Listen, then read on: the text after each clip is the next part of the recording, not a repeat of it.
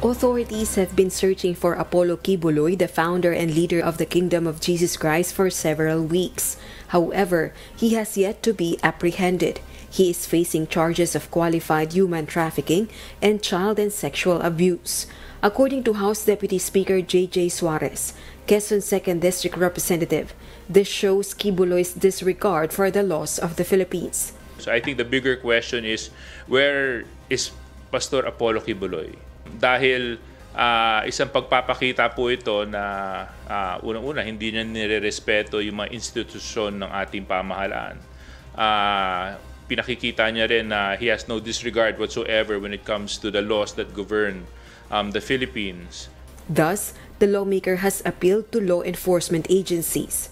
So this is also a gentle call out to our law enforcement agencies to please implement, look for him, and put him in proper custody so that we can fully progress into the legal proceedings when it comes to the cases that he is now facing. Meanwhile, some members of Congress support the recommendation of the Office of the Court Administrator to the Supreme Court to transfer the hearing of Quiboloy's sexual and child abuse cases from Davao City to Pasig City. In addition, the Department of Justice is also requesting to transfer the cases in Davao City to another court in Quezon City.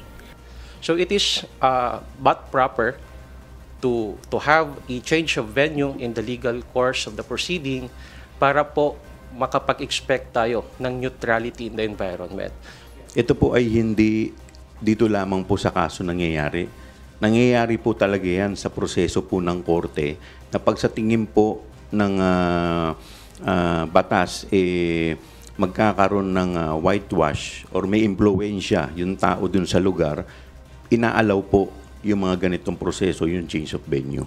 I think it's better for the case to be expeditiously decided on, free from intervention, undue intervention, interference, and to insulate the case from further creating atmosphere of uncertainty within Davao City, because dun po talaga yung heighten yung tension ng mga tao, kasi dun po yung bailiwick talaga ni Pastor Quiboloy.